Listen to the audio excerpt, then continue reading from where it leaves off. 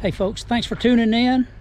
I'm back out here at work and wanted to show one of my buddy's vehicles. We met with him over in the office, and now I wanted to talk a little bit about his Toyota. It's Robert Moore. Well, Do you go by Robert or do you go by Drake most of the time? Drake most of the time. Drake, okay, Drake. We'll start calling you Drake. Yeah. Tell us a little bit about what you got right here. Well, this is my 1987 Toyota 4Runner. I got it back in 2015, and it came with the 22 RE, and it had the 5-speed W56, and it broke a lot, so I decided to put a 1JZ in it. 1JZ. Now that's the Supra motor. It's not, well, so it would have been in a Mark III Supra in the early 90s in Japan, but it's known mostly for being in a Toyota Crown and a few, like a Chaser, a few other vehicles that aren't as common. So a lot of people just say that they're super engines. Yeah. But a lot of these things came with the 22 RE. This is a good example, man. This is a nice looking ride. I've looked at these for years. I remember when I was in the Navy, one of our chief petty officers drove one of these, and I thought it was the neatest thing I'd ever seen. I really like these. But how did you get interested in these? So I bought my wife a 4th gen 4Runner in 2014, and when I bought her that, I started reading about them. I joined forums every time I get a new vehicle and started learning about these things, and I really wanted one just because I like the way they look. I like the utility of them, and it's small. They got decent gas mileage, and finally found one that was in decent shape and had a lot of the stuff done to it I already wanted. And then I just started dumping more and more money and time into it. Absolutely. Right? So, that's why we come out here, right? Exactly. That's what we've talked about before. Looks like it's turbocharged. I see an intercooler on that. You mind showing us the engine? Absolutely. So it's a little dirty right now. I didn't clean it or anything. No, that's fine. That's fine. We use them as daily drivers, and they're not going to look at that, man. That is so cool. Yeah. So as you see, it's no longer a 4-cylinder. It's got 6 coil packs on top, so it's a straight 6, and it's got. And you had this shipped from Japan? The engine was shipped from Japan. We'll walk around the side here. It's got a standalone harness from Wiring Specialties in it. And, how many horsepower is that? It's got about 300, maybe a little more now, and I need to get it tuned, but that's and just. What did it come with factory? 116. Okay, that's. And that was when it was brand new, so I can't imagine what it had when I pulled it out of it finally. And this was a turbo car from the factory, right? This one wasn't a turbocharged. I'm talking about the turbocharged engine. Oh yeah, the engine was turbocharged. Yeah, turbocharged. Yeah. And that's one reason why you decided to go with this one. Yeah, so I'd weighed a whole bunch of options. So a lot of people do like a 3RZ TDI swap and stuff like that, but I always liked the JZ engines, and this one, I mean, they were cheap enough that it made sense to do it. So air conditioning.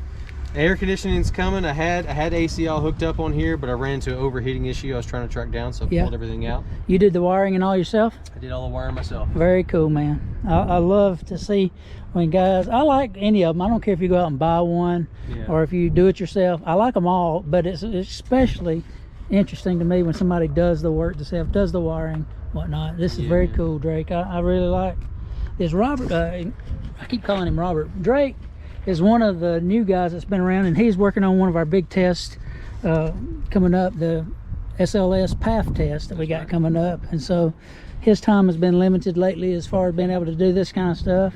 You can go ahead and shut the hood if you want to. Very cool. Were these factory right here? Are these louvers? I cut those out and blended them in. Yeah. Give it more air. That's the exhaust side on this thing. It's a tight engine base, so I wanted it to stay cool in there. Okay, you did good. I like that. Very cool. Mind if I look at the inside? It's a little dirty right now, but you're welcome to. That's fine. I got the kids' seats in there. Look at this top. Look how this top rolls up. I like that too. Yeah, you don't see many of these with a soft top on them.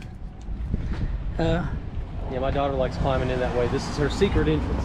Yeah. She jumps up on the tire and hops in. Cool. Oh, that's her secret entrance? Yeah, that's how she gets I like that. Looks like you've done some work under here. Yeah, so I put a 63-inch Chevy leaf springs on it, so it's got the front mount move forward and the shackles move back, and I put long travel on it. So those are the top things that I did on my Samurai. I could tell by the length of those springs are just they're extremely long. It gives it more flex when you do that. Yeah, so I like that. It has 13 inches of travel in the front and a lot more than that in the back. I haven't measured it out. And on the front, you did the Bilstein. So it's got a custom shock mount, Bilstein shocks, and it's got long travel, so the upper and lower control arms are extended out about 3.5 inches. Okay. That's very interesting. You did good on that. Very cool. You ever go wheeling in it? Not anymore. I haven't gone wheeling since I moved to Alabama, man. Yeah. So I need to get out again, but. Well, it's a lot of cleanup when you get done. I know, man. I helped a buddy of mine get out of the mud here the past month, and the thing took me about a month to clean off. The whole time I've been trying to get all that bits and pieces of mud out of it. You mind cranking it up and let's hear it? Sure thing. That's cool. I bet it goes pretty good with that turbo, don't it? It does pretty good, man. A lot better than it used to. I can go up hills in 5th gear now. That's one thing about a lot of these swaps. When you do a swap, a lot of them don't have a, you put bigger tires and all on it, you can't use 5th gear. Yeah. But getting that 5th gear back's very cool. Yeah, it's been a lot. Let me get back here where I can hear the sound of it. All right. Got a blow off valve and all that? No blow off valve.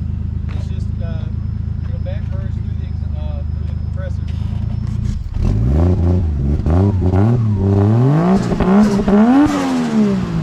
Very cool. I hear that turbo whine. And that sounds good going down the road, don't it? Oh, it does, man. Yeah. My wife jokes about it. She goes, yeah. when we just ride along with well, it. that's very cool, Drake. I really appreciate you letting me take time to take a look at it and everything. Absolutely, man. Another thing I want to tell you about is not only does he have this, but he's got a 56 Chevrolet that he's got torn apart right now. He's adding a little bit more power to, and I'd love to do a video on that one. Yeah, man. I'd love to come out and check that one out, and appreciate you taking the time to let us come out here and check it. I know you're busy. I know everybody out here is busy, and it's the end of the day. Everybody's wanting to go home, including me. Yeah, I feel you. But yeah, thanks a lot. I appreciate that. Absolutely, Rusty. Thank you.